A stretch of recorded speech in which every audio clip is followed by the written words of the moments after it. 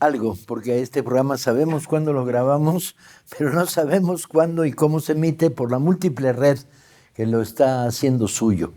Porque este programa, que es una coproducción entre el canal, la 4TV y el equipo de voluntarios del Fondo de Cultura Económica, se retransmite también, hasta donde sabemos, por la red de la Brigada para la Libertad, las redes de la Brigada para la Libertad, y por el Instituto de Formación Política de Morena.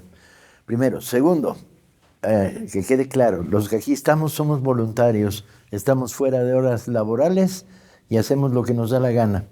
Y por lo tanto, alguien dirá, ¿y por qué hacen un programa con signo partidario como es el de Morena? Bueno, es partidario a medias, porque venimos a decirle a los compañeros de Morena que izquierda que no lee no es izquierda, a ver a quién le cae el 20 y si se enteran.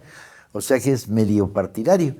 Pero además el argumento es, si algún día el PRI nos pide que le hagamos un programa de televisión, este grupo de voluntarios, pues se los hacemos, pero que aguanten la vara, ¿no?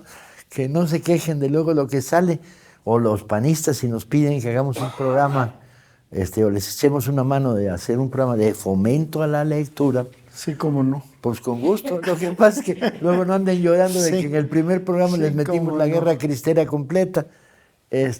Ergo, aclarados estos temas, se trata de ir hacia el lema del programa. El lema del programa es izquierda que no lee, no es izquierda. Y es que es bien importante, porque muchos de los que aquí estamos aquí porque nos formamos en la lectura, y no en la lectura tradicional del rollo o del manifiesto, sino en la lectura abierta, el testimonio, la crónica, la novela, el teatro, la poesía. Y pensamos que es una componente militante muy fundamental que enriquece la columna vertebral de la estructura militante. Y entonces, ¿de qué hablamos? De lo que nos dé la gana. La única condición, cada uno solo habla de libros que le gustan y no tiene obligaciones. Porque, por cierto, en esta semana recibí un extraño llamado de un grupo de los abajo firmantes que decía que tenemos, como Fondo de Cultura, la obligación de publicar las obras completas de Marx y de Engels. Yo dije, ¿han estado fumando mota de baja calidad o qué? No tienen ni idea de lo que es una editorial, todas completas. Y además, la palabra era divina, tienen que publicarlas de inmediato. Y dije, ¿ya vas? Dice, sí, señor, dice, a los abajo firmantes. No se ha podido traducir todo al italiano, por ejemplo. No, pero además español. Hay una oferta. ¿Qué? Una oferta.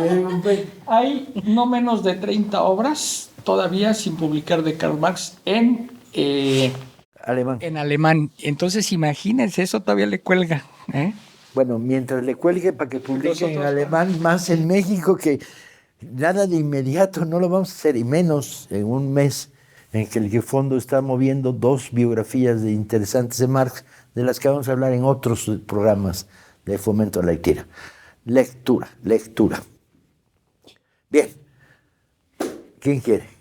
Tú, va. Yo quiero arrancar el programa leyendo un fragmento de un poema que me marcó de joven y que me permitió conocer a un guerrillero de las Fuerzas Armadas Revolucionarias comandadas por César Montes, y me refiero a Otto René Castillo.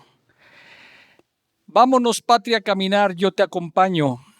Yo bajaré los abismos que me digas, yo beberé tus cálices amargos. Yo me quedaré ciego para que tengas ojos. Yo me quedaré sin voz para que tú cantes. Yo he de morir para que tú no mueras, para que emerja tu rostro flameando al horizonte de cada flor que nazca de mis huesos. Tiene que ser así, indiscutiblemente. Ya me cansé de llevar tus lágrimas conmigo. Ahora quiero caminar contigo, relampagueante, acompañarte en tu jornada, porque soy un hombre del pueblo, nacido en octubre para la faz del mundo. Ay, patria, a los coroneles que orinan tus muros tenemos que arrancarlos de raíces, colgarlos de un árbol de rocío agudo, violento de cóleras de pueblo. Por ello pido que caminemos juntos, siempre con los campesinos agrarios y los obreros sindicales, con el que tenga un corazón para quererte. Vámonos, patria, a caminar, yo te acompaño. Ajá, les cuento la historia. 1968, Facultad de Ciencias Políticas. Freno, efervescencia previa al movimiento. Estamos a días de que estallara el movimiento estudiantil, el 26 de julio. Y hay una en el salón, los saloncitos, era como un kinder, ciencias políticas. Era una escuelita chiquita con 400 alumnos. Y los actos culturales tenían un poder endiablado. El poema es medio panfletario, pero no importa. Y de repente anuncian un recital de un poeta guatemalteco de izquierda, Otto René, y el salón a rebosar, la gente subida en las ventanas. Y de repente abre el Otto René, tímido, pequeño, guatemalteco moreno, chiquito, llega, se sienta, abre un cuadernito y dice: vámonos, patria, a caminar, yo te acompaño. Y ¡guau! Se soltó un pinche aplauso que duró los 3 días que tardó en estallar el movimiento. Poema oído ahora a mí me parece muy panfletario, pero en aquella época yo era panfletario o el ambiente era súper panfletario. Sasi, ¿qué traes en el closet? Bueno, pues justamente yo traigo un libro de otra patria que es de Venezuela y es de Abril Golpe Adentro, de Ernesto Villegas, que es una crónica sobre el intento de golpe de Estado contra Hugo Chávez en 2002. Y creo que es importante leerlo y leerlo ahora porque de la misma manera que una izquierda que no lee no es izquierda, una izquierda chauvinista tampoco es izquierda. Y creo que podemos caer sobre todo en México, que ha sido forzosamente alejado del resto de América Latina porque no vivimos una dictadura militar, porque vivimos una dictadura perfecta en vez, por tener la condición tan particular de tener una frontera directa con Estados Unidos y porque nos quieren hacer parte de Norteamérica para los que les conviene y parte del patio trasero para lo otro que les conviene. Y sin embargo, ahora tenemos un gobierno de izquierdas por primera vez en muchísimas décadas y nos podríamos enfrentar a las mismas condiciones que el resto de América Latina sí lo ha vivido incontables veces, no solo con dictaduras militares, sino con intentos de golpe de Estado como este. Y yo creo que este es un libro maravilloso para entender exactamente qué es lo que les molestaba, no solo a la patronal, no solo a la élite venezolana, no solo a la iglesia venezolana, sino qué le molestaba a toda la élite y toda la reacción internacional de la revolución bolivariana, que era eso, era la bandera de la unidad latinoamericana. Era que después del golpe Chávez sería el que haría el ALBA TCP, el que intentaría hacer el Sucre, una divisa latinoamericana, el que intentaría hacer con Petrocaribe una alianza económica regional en donde no dependeríamos ni del Fondo Monetario Internacional ni del Banco Mundial, sino que comerciáramos entre nosotros con todas nuestras riquezas. Y el ALBA TCP, claro. Sí. Entonces es que creo que ahora mismo leer cómo es que Chávez repudió el golpe, que no fue Chávez, al final Chávez son todos, Chávez es el pueblo y fue ese pueblo que repudió a los golpistas, que repudió a un intento de desestabilización y de volver a tomar un país que pensaron que siempre sería suyo. No, lo decía, no decía. Ernesto es muy buen periodista. Él es ahora ministro de Cultura y lo es desde hace tiempo, ¿no? Pero es muy buen periodista de calle, etcétera.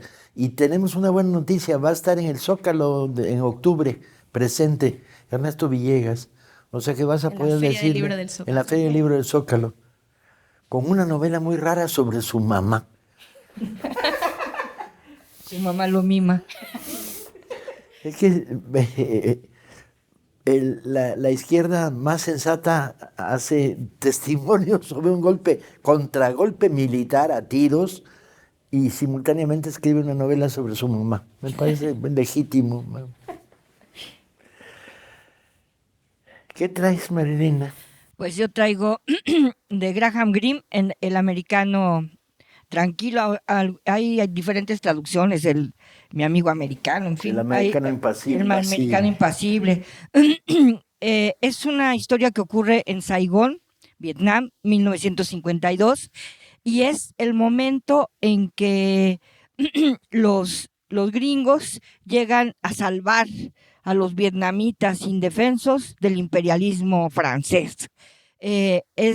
Los personajes son tres: un inglés, periodista, ya digamos no muy joven, que vive con Puon, una muy joven vietnamita, que lo ayuda, digamos, se arropa mutuamente. Él, que no se separa de su mujer, que vive en Inglaterra, entonces hay ahí una relación medio turbia, aparte de que es una persona mayor, y él está medio deprimido. Es un periodista que está radicado ahí para estar mandando información, y de repente aparece un tercer personaje, que es un gringo, Alden Pyle. Pendejón, ¿no? Pendejísimo, Muy soltero, pendejón. pero así, de esos gringos que te doran la píldora, así con que grandote y con cara de yo no rompo ni un plato, y ay, me gusta la muchachita y no sé qué, y en el fondo es un tipo siniestro. Es Perverso. un agente, es un infiltrado, es un Terrorista de derecha. Exacto, pero navega así con casi que es virgen, y entonces, ay, ¿cómo me voy a acercar a ella? No sé qué, ¿cómo me voy a acercar a ella? Pero en el ínterin estoy armando bombas para poder combatir a los vietnamitas. El inglés, que tiene un poco más de simpatía, digamos, por los vietnamitas, no deja de considerarlos menores de edad, son como chiquitos, pobrecitos, y hay que ayudarlos. Yo vi la película, hay una película con Michael Caine, buenísima. Maravilloso. Buenísima, pero lo que te da el libro, que no te da la película, es entrar más a la entraña de lo que pasaba en ese momento. Perdón. Estás pa'l perro, estás pa'l perro. De lo que pasaba en ese momento en Saigón, en Vietnam, y cómo va creciendo la organización de los vietnamitas para hacer frente a estas amenazas reales de la presencia de un imperialismo, otro imperialismo, porque no dejan de irse, no terminan de irse los ingleses, ahí están los franceses, entre que se van y no se van, y llegan los salvadores norteamericanos, y ya sabemos lo que pasó después. En el libro lo que uno ve, y a mí esa parte me impresionó mucho, es cuando te habla, porque el periodista inglés hace un recorrido para mandar información a su periódico, hace un recorrido y ve los arrozales. Entonces ve los campos llenos de personas, con el agua hasta acá, porque así es la plantación de arroz, con el agua hasta acá, un puesto de vigilancia que primero está gente en contra de los vietnamitas, los quitan, y después ya está alguien de un comisario rojo, digamos, ahí cuidando esa zona. Pero lo que impresiona de esta idea del trabajo adentro del agua es cuando sabemos que después el ejército gringo crea el napalm. Y el napalm, que es un arma que quema, pero que si te pones agua te quema más. Entonces, diseñada exactamente para combatir a un pueblo campesino, a un pueblo que sembraba fundamentalmente arroz. Entonces, un arma dirigida así realmente a hacer el mayor daño. Pero la mayor maravilla es que finalmente Vietnam les pintó un violín. No, eso no lo dice la novela. No lo dice la novela, lo digo yo, porque es la emoción, bueno. Pero es la emoción. Porque el chiste es uno va leyendo y también te va ubicando en la historia. Todos leímos materiales sobre la guerra de Vietnam. Tú leíste a Burchett, seguro. Sí, cómo no, el gran periodista australiano. Sí, que estaba metido hasta las cejas, y que gracias a Ediciones de Era, nuestra generación pudo leer sobre la guerra de Vietnam. Y que además en América Latina fue, o sea, Era explosivo. Núcleo politizado. ¿Qué se gritaba en México? Ho Chi Minh, a los yanquis, chin, chin, chin. No, y justo en la Revolución Bolivariana, antes el cantor de la Revolución Bolivariana, Ali Primera, tiene una canción sobre El Salvador que dice: al verde que yo le canto es el verde de tus maizales, no al verde de las ojivas de tus matanzas tropicales, las que fueron a Vietnam a quemar los arrozales. Vámonos. Está medio panfletario, pero bueno. No. Hoy agarramos Así como día, nos gusta. día Está bien, panfletario. es válido. No, pero el libro no es panfletario. El libro es libro una vale muchísimo excelente la novela, pena. de gran calidad literaria, con esta mirada distante que tiene Graham Greene. Y como periodista, porque es mucho como crónica también. ¿Qué Él trae estuvo ahí. escena? ¿Qué cosa rara aportas a este programa hoy? Yo creo que soy la menos panfletaria hoy. Vengo muy lúdica. Yo quiero hablar de Autobús 666, que es una novela gráfica del Fondo de Cultura Económica, que es una novela a, ¿cuántas serían? 8 manos, porque son 4 autoras las que la ilustran. Y es que es una novela gráfica infantil. Es una... ¿Para muy infantil? No, No. en realidad es cuando uno dice infantil, que es que un niño lo puede leer, pero un adulto va y lo lee y dice, wow, qué increíble. Ese infantil. Es una niña que se siente muy incómoda con sus lentes, se cree así horrible, se los quita y deja de ver con claridad el mundo. Y su mamá le dice, es que tienes que ver con claridad el mundo, tienes que tener esos lentes. Y la niña dice, no, me veo muy horrible, no creo. Y los deja en su casa. Se sube a su autobús para ir a la escuela y cuando llega la hora de bajarse en la parada usual, se da cuenta que tomó un mal autobús, no es el 66, sino el 666. Y Es ahora el número de la está... bestia, exactamente. Y ahora Eso está tiene que ver. sí, ahora está en un mundo, en el inframundo, más bien. Y está rodeada de criaturas horribles y extrañas. Se le acercan brujas y la quieren cocinar, la secuestran.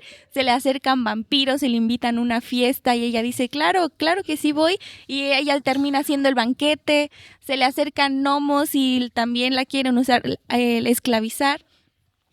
A mí me gustó mucho, me pareció muy lindo. Yo no creía que yo fuera a hablar de este libro aquí, pero es que es muy sorprendente porque es una niña que desobedece y no entiende por qué tiene que ver con claridad del mundo hasta que llega a el infierno con Lucifer, porque le termina vendiendo su alma al diablo.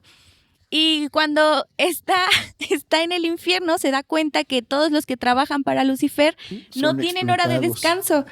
Y Súper no- explotados. Sí, están súper explotados. Sí. Y se indigna mucho y les dice, ¿pero a qué hora descansamos? Y todos, ¿de qué descanso? ¿Qué es eso? Es que eso aquí no tienen existe. prestaciones, no tiene- tienen salario, no nada. Y entonces lo que hace ella es organizar una revuelta entre los esclavos de Un Lucifer. sindicato. Y termina de líder sindical para obtener prestaciones, salario, porque no tiene salario, pero es muy bonito. Se hace la revuelta, Lucifer se aterroriza con la niña y la corre del infierno, entonces así ella logra salir. Una niña que desobedece y así logra salir del infierno porque ni ahí la quieren, ¿no? Y todavía ella, muy tierna, le dice, pero ni siquiera les hablé de salarios, ¿no? Ni siquiera les hablé de horas laborales, les hablé de descanso, nada más de que agradece, le dice a Lucifer. Ella logra salir y al final puede estar como a gusto con unos fantasmas que encuentra. Y los fantasmas le dicen, ven, vamos a terrorear gente. Y ella dice, sí, vamos. Quiere aprender a ser fantasma, pero no puede porque ahora a la gente no le dan miedo los fantasmas, le dan miedo no tener descanso precisamente, o le dan miedo como los horarios laborales interminables, ¿no? Entonces ni siquiera puede como lograr espantar a la gente y termina haciéndose novia de un fantasma. Yo lo que rescato de aquí y que me parece muy, muy importante es el mensaje que lanzan de una niña que desobedece y como tal no tiene un castigo, ¿no? No es una estructura de Caperucita Roja que desobedece a su mamá, entonces Por pendeja, sí, se y la agarra entonces el lobo y se la cuchipalancha. exacto, ¿no? Y hay culpa ahí, no hay un castigo, sino como ella desobedece y se mete así en todos lados, así como en una muy digna defensa de la osadía y de la rebeldía, y no tiene un castigo. Ella logra como resolver todo, ¿no? Resuelve su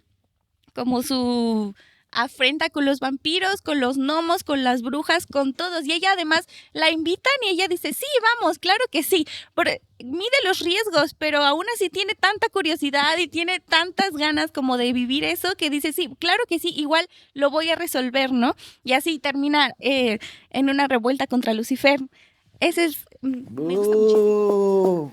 Ampliamente recomendado para diputados de Morena. Además, yo, como no estoy en horario laboral del Fondo de Cultura Económica, yo no tengo el ejemplar porque como en las librerías puedes ir a leer sin comprar, pues yo fui a la librería y empecé a leerlo y lo terminé, entonces no lo tuve que comprar y ya lo dejé ahí, por eso no les traigo el ejemplar conmigo. Pero recapitulando el título y el autor para que se le quede a los Autobús lectores. 666. La guionista se llama Chambón y las otras 4 autoras no las recuerdo, pero son 4 ilustradoras. Wow. A 8 manos. Sí, a 8 manos. Wow. Andrés. Pues yo voy a hablar pues, ya muy rápidamente de un periodista, de uno de los grandes periodistas cuando hablan del nuevo periodismo, del periodismo narrativo, y que piensan que esto empezó en los años 60 del siglo XX, pues no. Ya hablamos de John Reed, pero está el abuelito de John Reed, que es Upton Sinclair. Y Upton Sinclair es un extraordinario periodista. A él lo manda en un semanario de izquierda, Appeal to Reason, lo manda a cubrir los mataderos de Chicago, porque hay quejas de cómo se está manufacturando los alimentos en Chicago. Y lo que él descubre es no nada más la porquería que hay en eso, sino también la porquería de las relaciones prácticamente esclavistas de los emigrantes, sobre todo los lituanos. Y es brutal. Y esta serie de reportajes se van convirtiendo en muy leídos, muy aceptados, y se convierte en una novela que se llama La Jungla.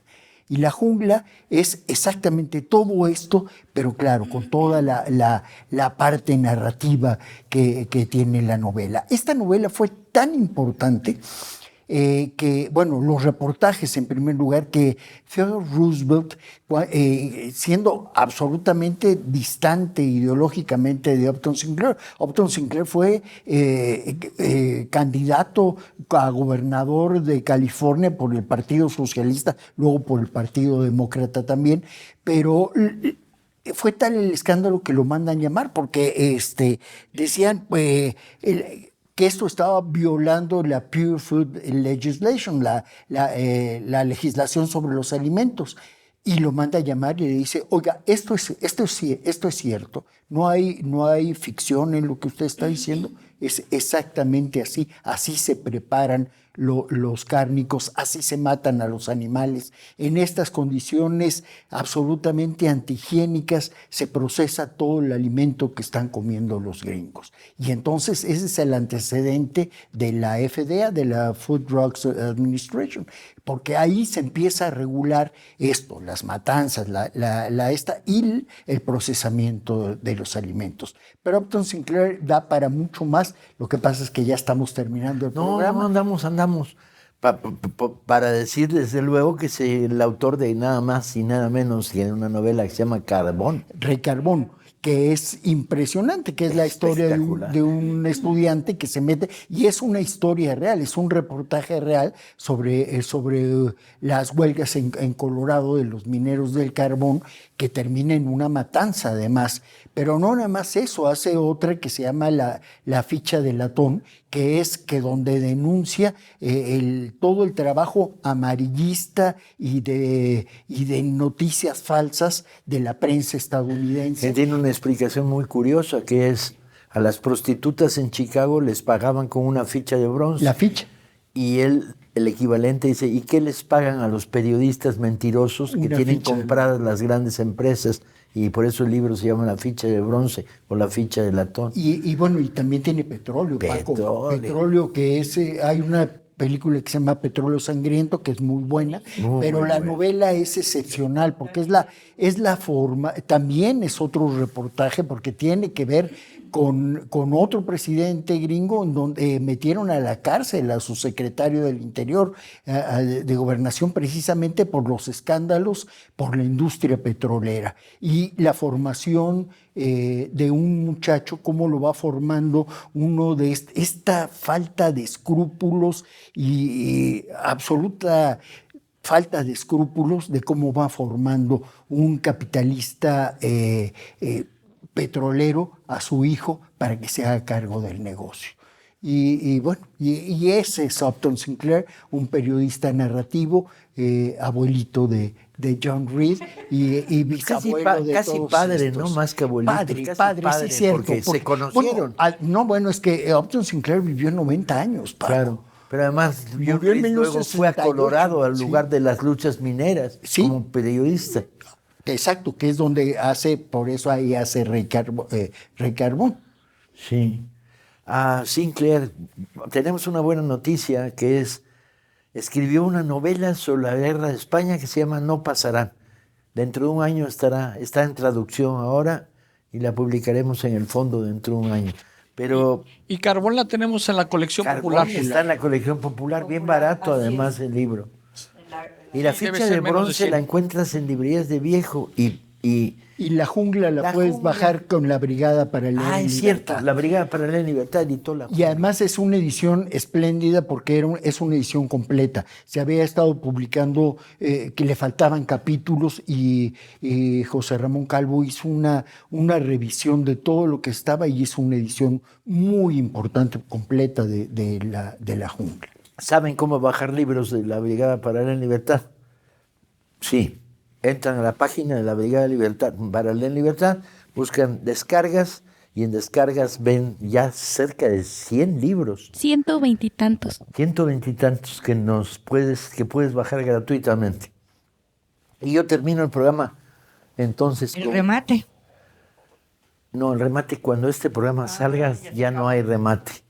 Ya lo Se la remataron. perdieron, man. Ya lo remataron. Ya lo rematamos. No, pero con un libro que puedes bajar también gratis, que se llama El caso Maxwells, que yo escribí. Y es muy de lectura para militantes, man, y que lo puedes bajar gratis en la página. Yo creo de que se vale la pena que lo comentes en otro ¿En otro 3 programa. minutos? Que no, lo No, cuento. que en otro programa. ¿Lo guardo para otro programa? Sí. Bien, pero entonces nos quedan 3 minutos, 2 minutos 36 segundos. ¿Alguien tiene algo más en el closet? ¿O cantamos la marsellesa? 10 segundos no. Bien, pasemos entonces una lista de las recomendaciones. Otto René Castillo, poeta. Síganlo. Yo creo que Es pueden muy encontrar difícil, libros. es muy difícil conseguir sus libros. Sí, Es muy En difícil. antologías de poesía Pero- latinoamericana. Sí, y también pues en librerías de viejo, porque desafortunadamente, pues, no sé si por temas de herederos ha sido complicado que los que se Él vivió en distribuyan. México durante un tiempo de exilio. Sí, pero lo pueden buscar así como poemas o Vámonos Patria a Caminar, que es un libro que reúne lo mejor de su poesía. Igual en internet, ¿no? Yo lo leo en internet. Tú eres un gandalla que lee gratis. Claro que sí. Va a los sillones infantiles del Afortunadamente ella y fondo. muchas personas más. La posibilidad de seguir en vivo. A Ernesto Villegas A en Ernesto la Villegas. Feria del Libro del Zócalo este octubre. Sí, se llama Abril Golpe Adentro. Esta es una edición del 200 aniversario de la batalla de Carabobo, pero seguramente está en internet en PDF. Tuvimos Exacto. unos 10 ejemplares en un teléfono rojo, Sí. pero volaron 10 ejemplares, porque nos los había, en un intercambio que tenía el Fondo de Cultura con las editoriales venezolanas, nos llegaron 10 ejemplares de Ernesto. Está muy bien, es un muy buen periodista y además es una épica, porque es un golpe que pararon a tiros, es el contragolpe. Y de masas. Y el además. surgimiento del chavismo como proyecto social con toda su fuerza y dimensión. Y latinoamericano. Bien, esto fue, si no se demuestra lo contrario, Libros militantes. Libros Militantes. Con todo gusto, nos vemos en una semana.